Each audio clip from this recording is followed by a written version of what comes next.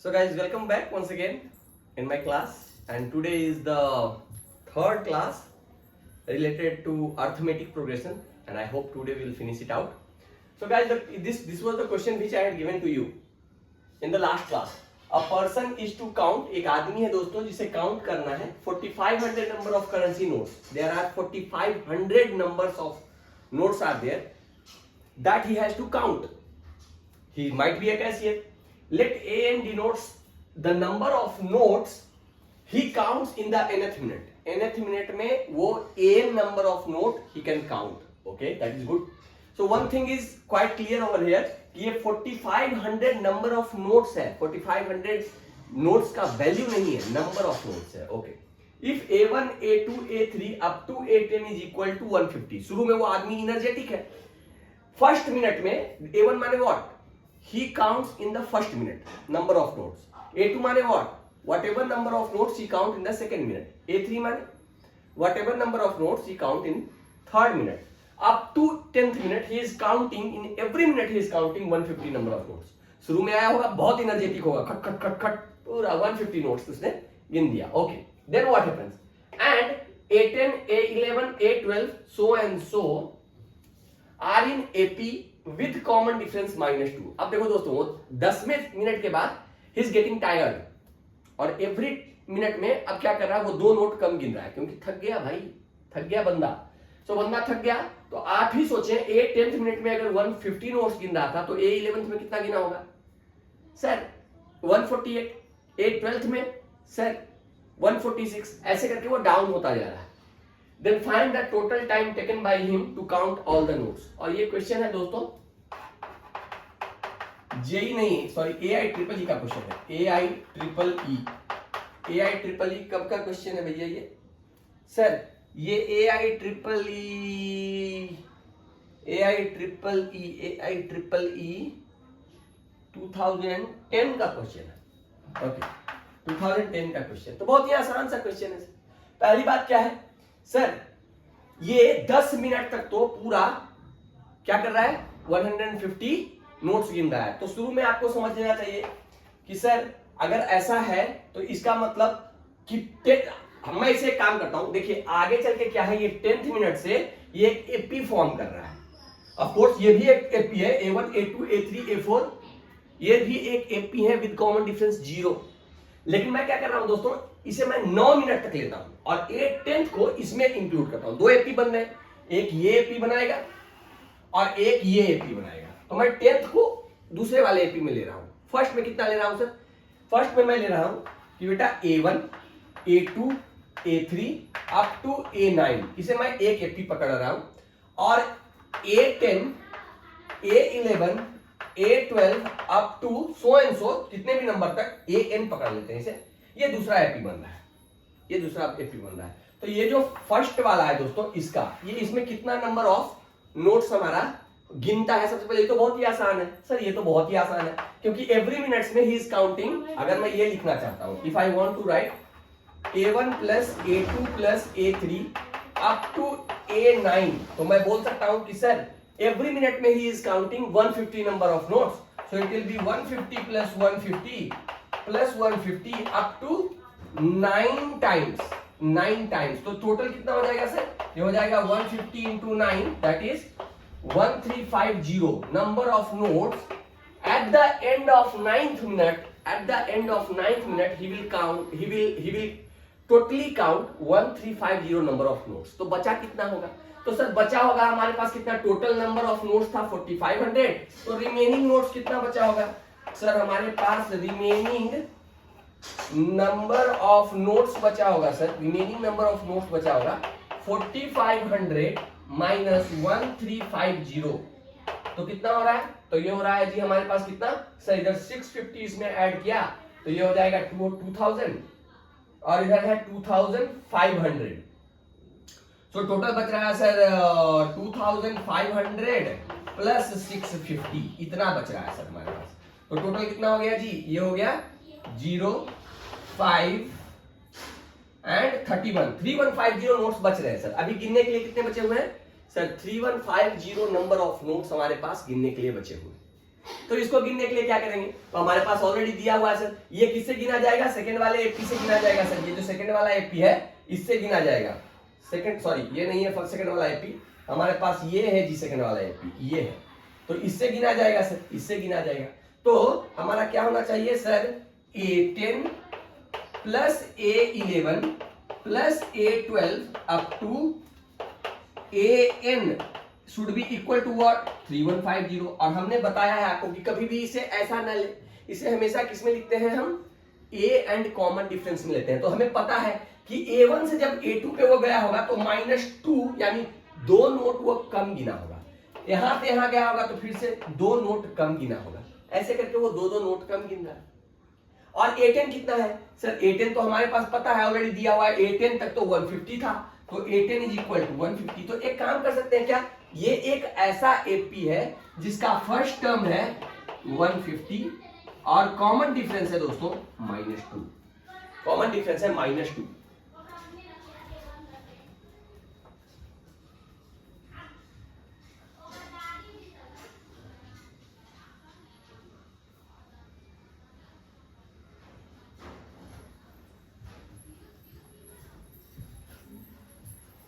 So common difference is -2. Common difference is -2. So we have A and common difference -2. अब हमें क्या करना है, we know the formula sir. What is the formula? Sir हमें पता है कि the sum should be 3150. So we know, मान लीजिए कि ये n मिनट तक जा रहा है, nth मिनट तक, तो कितना हो जाएगा जी, n/2 into 2a 2 into 150 plus n/2 into 2a plus n-1 into d. So n-1 into d. D is how much? D is -2. And this would be equal to what? Sir 3150. ये कितने के बराबर होना चाहिए? तो सर ये 3150 के बराबर होना चाहिए। अब इसे सॉल्व कर देंगे। तो इसे सॉल्व करने के लिए क्या करेंगे दोस्तों? इसे सॉल्व करने के लिए क्या करेंगे? सबसे पहले इस 2 को अंदर मल्टीप्लाई कर दें क्या? या यहाँ देखिए, यहाँ भी 2 है, यहाँ भी 2 है, 2 कॉमन ले लिया।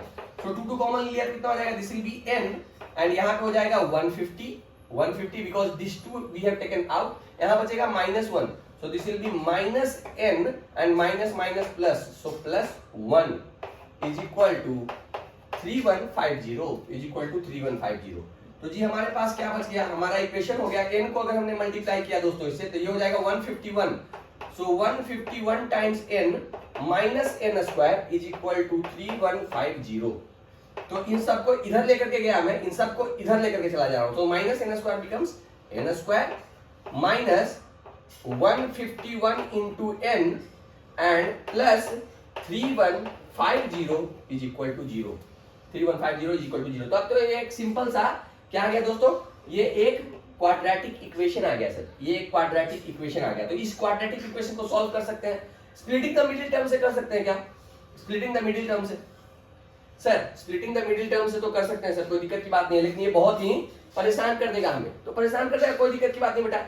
स्प्लिटिंग द मिडिल टर्म में ये टर्म काफी बड़ा है, तो एक काम करते हैं डायरेक्टली फॉर्मूला लगा देते हैं। सो n इक्वल टू हमें पता है सर -b, सो -b कितना हो जाएगा जी, -b, b is -151, so -b is nothing but 151, -b plus minus √b², b² कितना हो जाएगा जी, 151 का whole square, -4 into a is 1 into c is 3150 divided by कितना, divided by 2a, so divided by 2। इसको सॉल्व करना है। आप बोलोगे सर कैलकुलेशन थोड़ा ज्यादा हो गया, तो क्या करो बेटा, कैलकुलेशन तो कोई बड़ी बात नहीं है, तो कैलकुलेशन कर लेते हैं। अब आईआईटी पूछा है, इतना घटिया सा क्वेश्चन पूछा, पूछोगे सर आईआईटी का पूछा है, IIEEE बेटा पहले कुछ समय पहले तक जो मेंस, अभी जो आप जेई मेंस देते हो उसको हम लोग जानते थे IIEEE के नाम से, all India engineering entrance examination. तो इसको सॉल्व करना है, तो सबसे पहले क्या हो जाएगा, 151 का square into 151 that is 222,801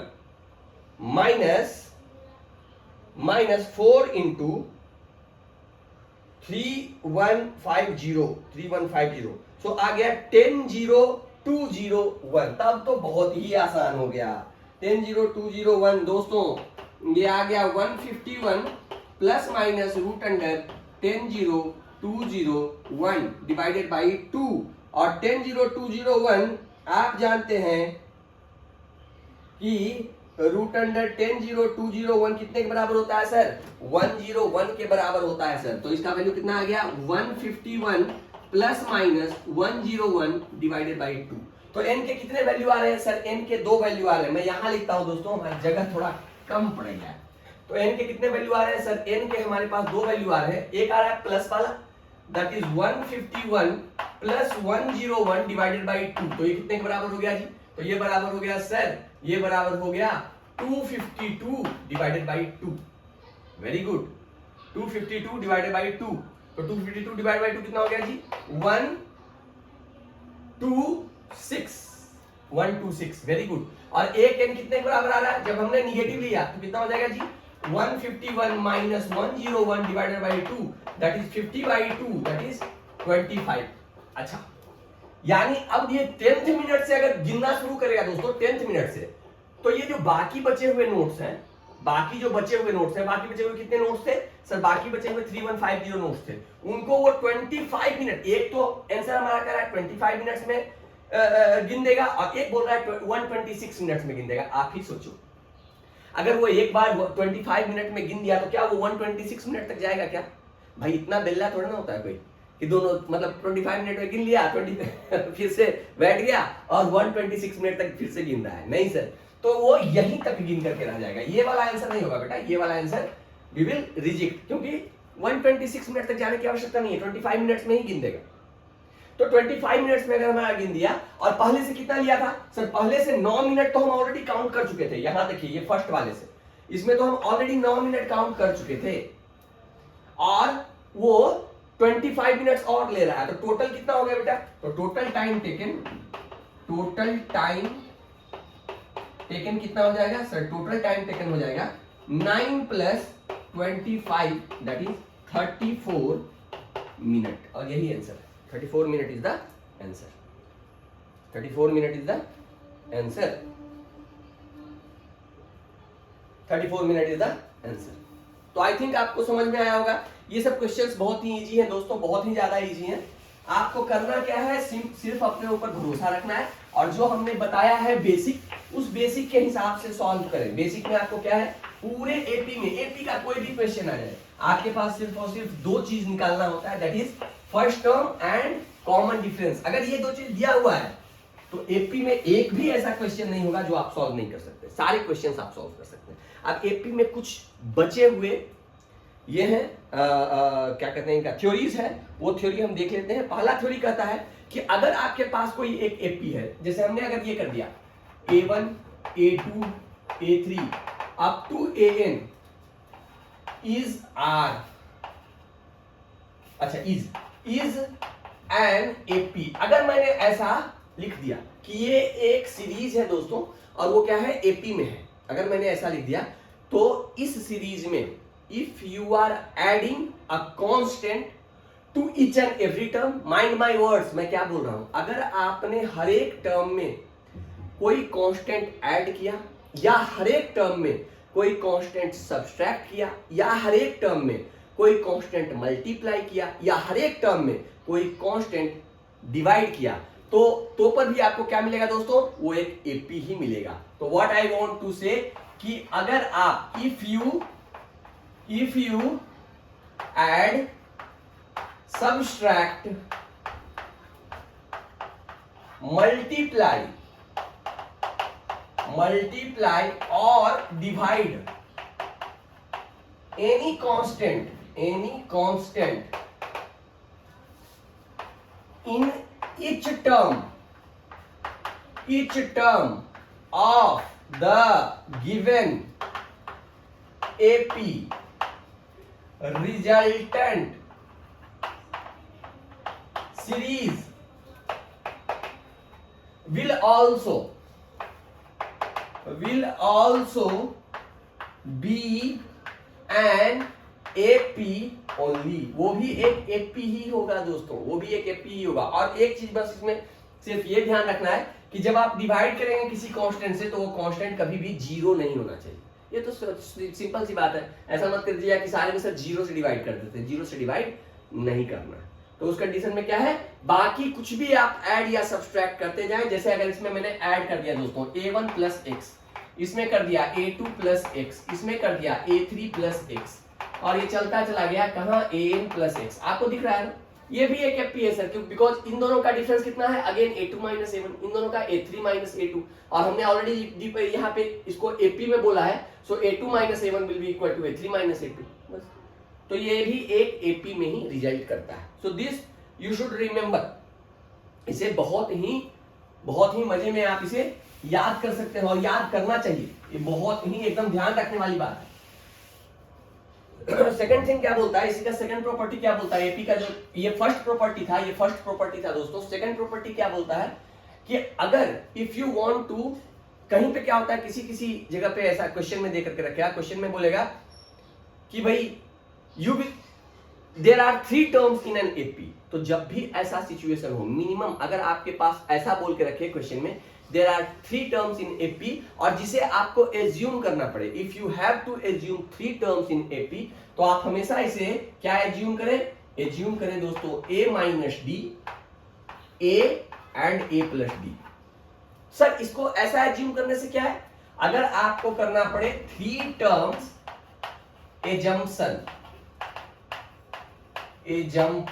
of course किसमें कर रहे हैं हम, एपी में कर रहे हैं। एपी में अगर 3 टर्म्स एजम्पशन करना है दोस्तों, तो हमेशा ये एज्यूम कीजिए a minus D, a plus d, क्योंकि कई बार आपको क्वेश्चन में देकर के रखेगा and there are 3 terms and the sum of those 3 terms are suppose anything x।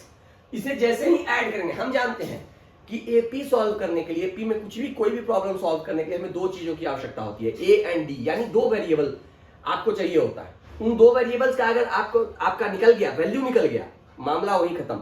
तो क्यों ना हमें जो मानना है वो सिर्फ 2 में माने, a and d, a and d। लेकिन इसमें फायदा ये है कि जैसे ही आप इन तीनों को ऐड करेंगे, d कैंसिल हो जाएगा, you will get the equation in only one variable, that is a, और वहां से a का वैल्यू आप निकाल सकते हैं।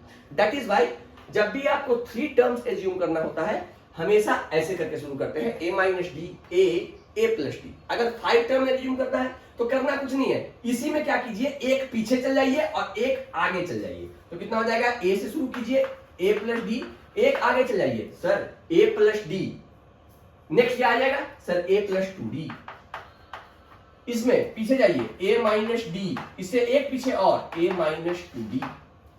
ये हो गया कितना जी, ये हो गया हमारे पास 5 टर्म्स एजम्पशन, ये हो गया हमारे पास 5 टर्म्स एजम्पशन। हाँ जी सर, कोई दिक्कत की बात नहीं। सिमिलरली अगर 7 टर्म्स एजम्पशन कहेगा तो कोई दिक्कत है नहीं सर। और इस कंडीशन में क्या है दोस्तों, इस कंडीशन में अगर मैं पूछूं first term, what is the first term, तो इस कंडीशन में फर्स्ट टर्म a नहीं है दोस्तों, इस कंडीशन में फर्स्ट टर्म है a minus D. Mind it, हमेशा ये कसम नहीं खा करके रखे हुए हैं कि हमेशा इसका first term a minus a और कॉमन डिफरेंस d ही होगा, नहीं। इसमें फर्स्ट टर्म क्या है, a माइनस डी है सर, इसमें फर्स्ट टर्म है a माइनस डी, और कॉमन डिफरेंस कितना है सर, कॉमन डिफरेंस d है, बिकॉज यहाँ से d ऐड किया तो यहाँ, d ऐड किया तो यहाँ, तो कॉमन डिफरेंस से d है। व्हाट अबाउट दिस वन बेटा, what is the first term in this, अगर 5 टर्म हमें एज्यूम करना है तो what is the first term in this, तो सर फर्स्ट टर्म इसमें है, फर्स्ट टर्म इसमें है a minus 2d।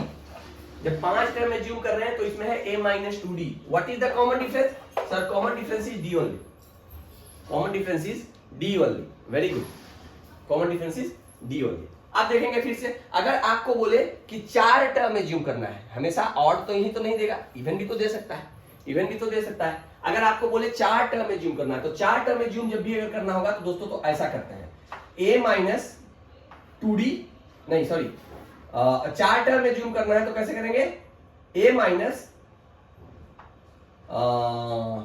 3d, a minus d, a plus d and a plus 3d।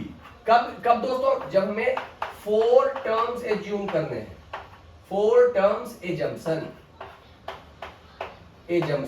4 terms assumption करने हैं तो हम कैसे एज्यूम करेंगे, यहां से, इसे याद कर लें आप, a minus 3d, a minus D, a plus D, a plus 3d। अब मैं आपसे पूछता हूं, what is the first term over here दोस्तों, first term, what is the first term, तो सर फर्स्ट टर्म कितना है इसका, तो सर फर्स्ट टर्म है a minus 3d।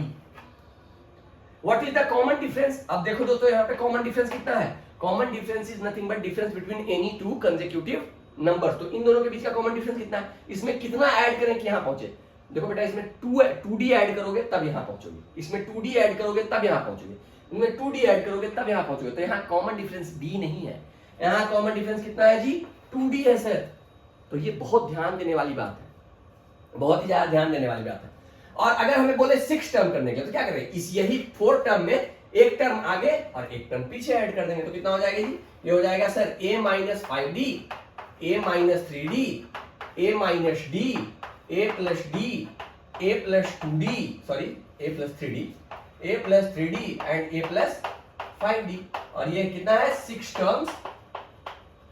Terms assumption. और इसमें फर्स्ट टर्म कितना है जी सर, इसमें भी फर्स्ट टर्म है, इसमें फर्स्ट टर्म है सर हमारे पास कितना a माइनस 5d।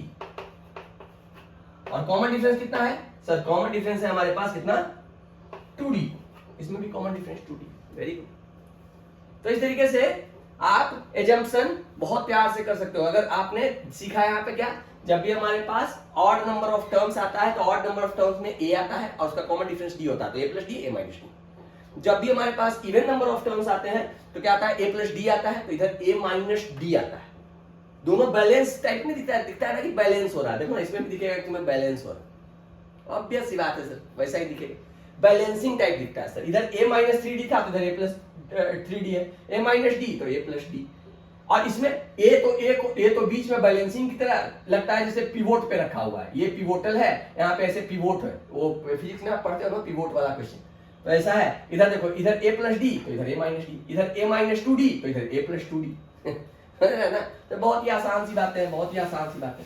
तो इस पे क्वेश्चंस भर भर के आते हैं, इस पे जो दोस्तों क्वेश्चंस जो है ना भर भर के आते हैं। और हम देखेंगे इस पे क्वेश्चन अभी हम देखेंगे, लेकिन उससे पहले एक दो थ्योरी और बचा हुआ है दैट वी विल डिस्कस। एक क्या कहता है, हाँ एक चीज कहता है दोस्तों कि ये जो हमारे पास कोई भी एपी होता है, सो एपी का जो हमने फर्स्ट क्लास में भी एपी के फर्स्ट क्लास में बताया है, एपी का common difference can be positive can be negative. जैसे पिछला जो क्वेश्चन हमने करेंसी वाला किया था वहां पे कॉमन डिफरेंस क्या था सर, निगेटिव था। सो एपी का common difference can be positive can be negative and zero also. अगर मैं कोई आपसे पूछ दे 2 2 2 2 2 2 2 2 2 10 times, is it an AP? हाँ sir, this is an AP with common difference zero. So common difference can be positive can be negative as well as zero also. Clear? हाँ। फिर एक जो बात बोलता है कि अगर आपके पास बोले rth टर्म लिखने के लिए, तो rth टर्म होता है दोस्तों s times r minus s times r minus 1, s minus r minus 1।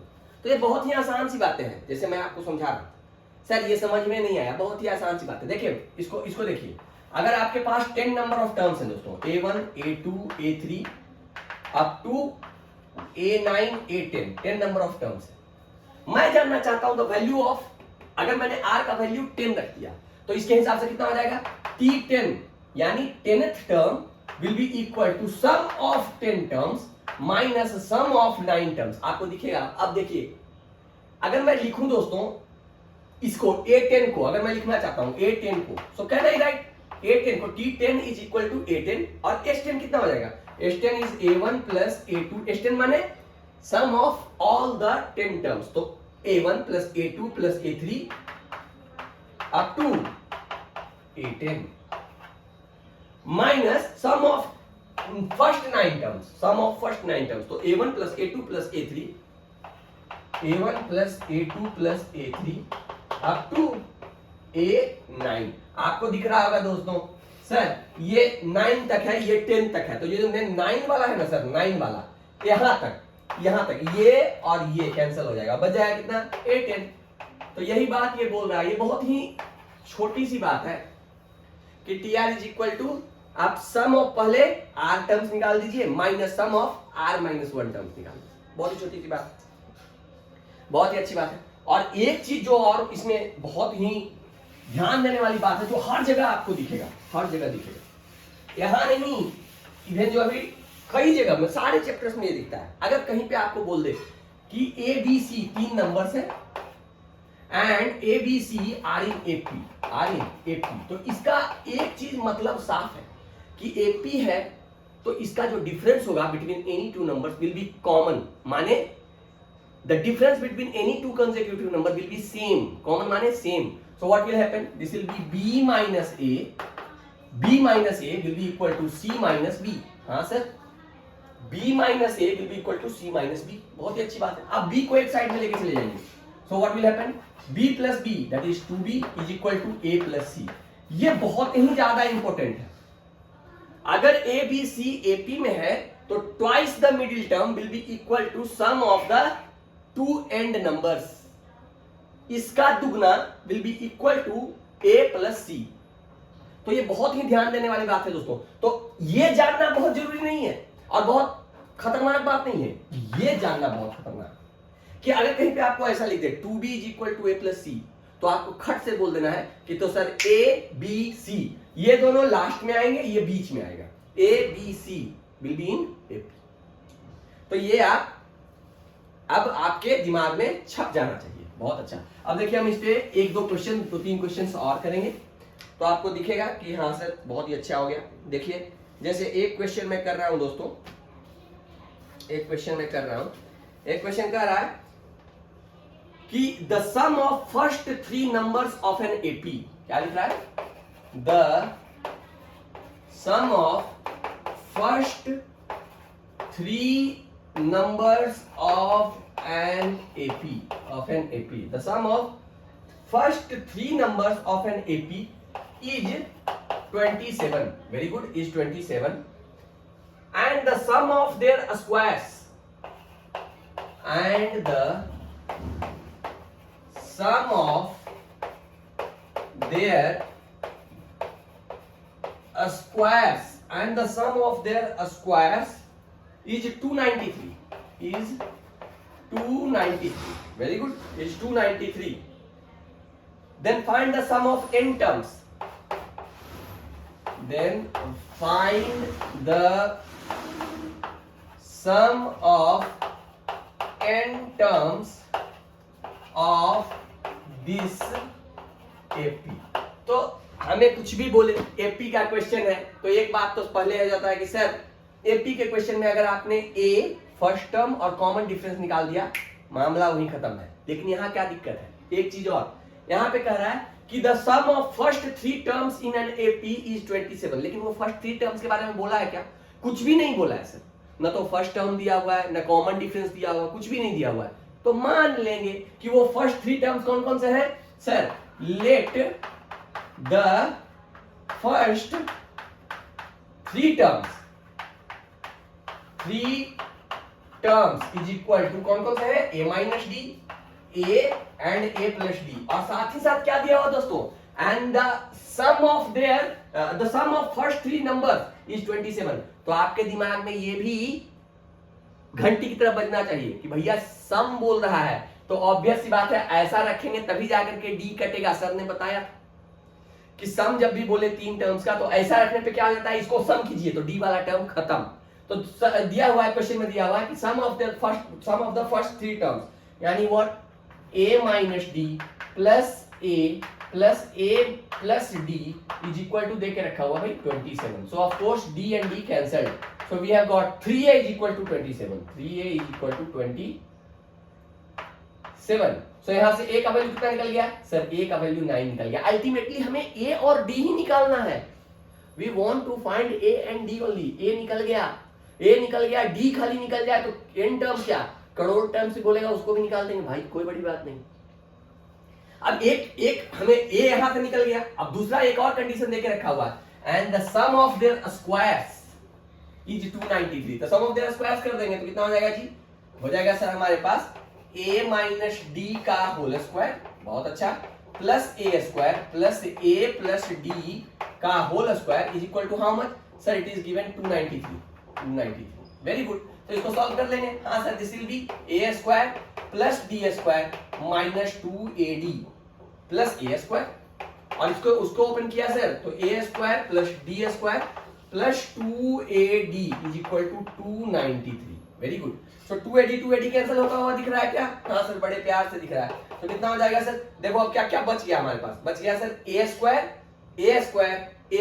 तो जो आप लिख रहे हैं बेटा उसको ऐसे मार्क कर दें, कभी भी गलत नहीं होगा। कितनी बार a स्क्वायर आया, 3 टाइम्स, तो 3 टाइम्स a स्क्वायर। और क्या बच गया सर, बच गया d स्क्वायर यहाँ और d स्क्वायर यहाँ, इन दोनों को भी मार्क कर दीजिए। तो कितना हो गया सर 2d स्क्वायर। 2d²। अब देखिए कोई टर्म बचा क्या? नहीं सर, कोई भी टर्म नहीं बचा, ये तो स्ट्राइक आउट है। बाकी सबको हमने कर लिया क्योंकि सबके ऊपर में सर के ऊपर टिक लगा दिया हमने। Is equal to what? 293। Very good. अब इसमें बेटा a का वैल्यू तो ऑलरेडी पता है। Very good sir. तो कितना हो जाएगा? तो ये हो जाएगा 3 इंटू a का वैल्यू पता है 9, तो 9 का whole square that is 81 plus 2d² is equal to 293। तो यहां पे हमें क्या निकल जाएगा sir? 2d² is equal to 293 minus this will be how much sir? This will be 243। तो यहां पे हमें पता चल रहा है सर दिस इज 50। तो हमें d² कितना निकल गया सर? d² निकल गया 25। तो d का वैल्यू कितना निकल गया सर? d का वैल्यू हमें निकल गया प्लस माइनस 5। कोई भी ऐसा नहीं बोलेगा कि इसका वैल्यू प्लस 5 है। से प्लस और माइनस 5 दोनों है भाई, दोनों है इसका वैल्यू, d का वैल्यू। वेरी गुड, बहुत ही अच्छा, बहुत ही अच्छी बात है। तो अगर हमने दोस्तों हमने मान लिया, अगर d का वैल्यू हमने 5 माना, d का वैल्यू कितना माना जी? हमने 5 माना सर। d का वैल्यू सर हमने 5 माना। अगर हमने 5 माना d का वैल्यू, तो हमारा जो टर्म, हमारा जो एपी होगा बेटा वो कैसा दिखेगा?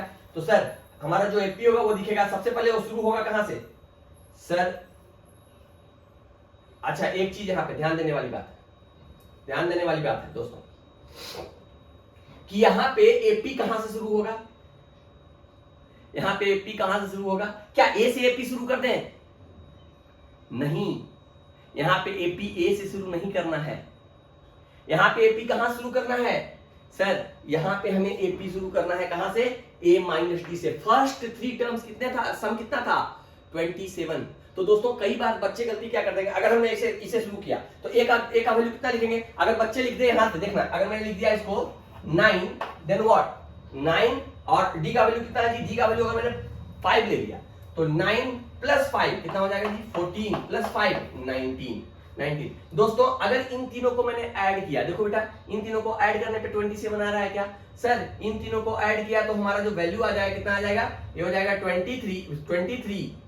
23 plus this will B 23 plus 20 पकड़ लो तो हो जाएगा 42 आ गया था, ये 42 और हमारा आना कितना चाहिए था? 27 क्वेश्चन में। तो बच्चे यहां गलती कर देते हैं भाई कि आप a से ले रहे हो। आप शुरू कहां से? आपने क्या माना था कि हमारा first 3 terms are a minus D, a plus d. तो आप शुरू कहां से करेंगे? a माइनस डी से करेंगे सर। तो आपका फर्स्ट टर्म कहां से होना चाहिए? ये नहीं होना चाहिए भाई, ये गलत है। हमारा फर्स्ट टर्म होना चाहिए सर a माइनस डी। तो a कितना है जी? 9 और d कितना है जी? प्लस 5। अगर हमने शुरू में कंसीडर किया प्लस 5 दोस्तों, प्लस 5 तो कितना हो जाएगा? हमारा फर्स्ट टर्म कितना आ जाएगा? a minus d, 9 minus 5 that is 4। Then a is how much? 9। Then आगे अगेन 5 ऐड किया दोस्तों 14 और आगे बढ़ता चला जाएगा। अब आप ही बताइए क्या इन तीनों का सम 27 के बराबर हो रहा है? तो सर ये हो रहा है 14 प्लस 4 दैट इज 18 प्लस 9 27। हाँ सर अब सही है, क्योंकि क्वेश्चन में बोल रहा था फर्स्ट 3 टर्म्स का हमारा सम 27 आना चाहिए। तो ये बहुत कंफ्यूज कर देता है बच्चों को। फ्लो में आप जानते सब है, फ्लो में गलती कर देते हैं। क्या करते थे? इसको a मान लेते हैं, इसको a मान, फर्स्ट टर्म को आप a मान लेते हैं। नहीं, आपने यहां ऑलरेडी एज्यूम किया हुआ first term is a minus D, so mind it, नहीं तो गड़बड़ हो जाएगी। ठीक है, अब हमें क्या करता है? इसका हमें क्या निकालना है? सम ऑफ फर्स्ट n टर्म्स। तो कितना हो जाएगा जी? ये n टर्म्स का सम कितना हो जाएगा सर? ये हो जाएगा n/2 दैट इज n तो हमें नहीं है, n/2 into 2a is how much sir? ये first term is a now, this one 4। तो कितना हो जाएगा? 2a plus n-1 into d। तो ये तो बहुत ही आसान हो गया सर। तो ये कितना वैल्यू हो गया? n/2 into 8 plus 5n minus 5। तो यहां पे कितना आ गया वैल्यू सर? इसका वैल्यू आ गया n into यहां पे कितना बचेगा sir? 5n plus 3 divided by 2। इतना हो जाएगा जी सम।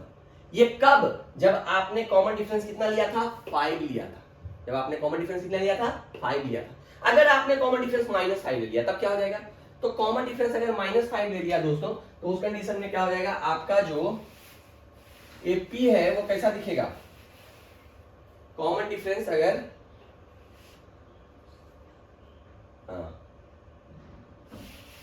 कॉमन डिफरेंस आपने -5 ले दिया तो उस कंडीशन में क्या हो जाएगा सर? हमारा फर्स्ट टर्म हो जाएगा कितना? यहाँ पे d का वैल्यू कितना आया था हमारे पास? -5 ले रहा हूं +5 वाला ऑलरेडी सोल्व कर दिया दोस्तों। अगर -5 लिया तो हमारा कैसा दिखेगा सर? सबसे पहला दिखेगा a माइनस डी, तो a माइनस डी, तो कितना हो जाएगा दोस्तों? a माइनस ऑफ -5 प्लस 5, तो कितना हो जाएगा? ये हो जाएगा सर, ये हो जाएगा सर कितना?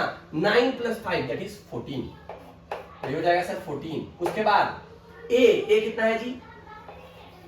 9। उसके बाद कितना हो जाएगा जी? a + d, 9 - 5 4। उसके बाद 9 - 4, 9 - 5 इज 4। उसके बाद 4 - 5, ये बढ़ता चला जाएगा, ऑफ कोर्स ये बढ़ता चला जाएगा कहां तक? n टर्म तक। अभी देखिए क्या ये फर्स्ट 3 टर्म्स का सम 27 आ रहा है? हाँ सर अभी भी सम 27 आ रहा है, तो ये भी आंसर हो सकता है। तो इसका सम कितना हो जाएगा? Sum of n terms n/2 * 2a, 2 is 2a + n-1 * d, d कितना है जी? d है सर में हमारे पास -5, तो ये कितना हो जाएगा सर? यहां से n/2 * 28, यहाँ पे -5n + 5, तो ये कितना हो जाएगा जी? हो जाएगा n/2 * कितना हो जाएगा? ये हो जाएगा 33 - 5n। तो एक आंसर ये भी आएगा दोस्तों, सम ऑफ n टर्म्स। तो इसके 2 आंसर्स आएंगे। क्या बात समझ में आती है?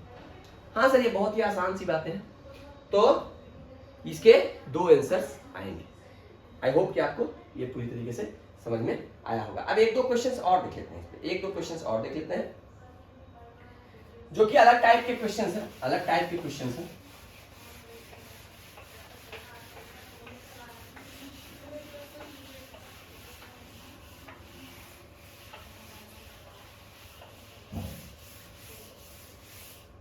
या एक काम करते हैं दोस्तों, इसको आपका थ्योरी सेक्शन पूरा जो है कंप्लीट हुआ है।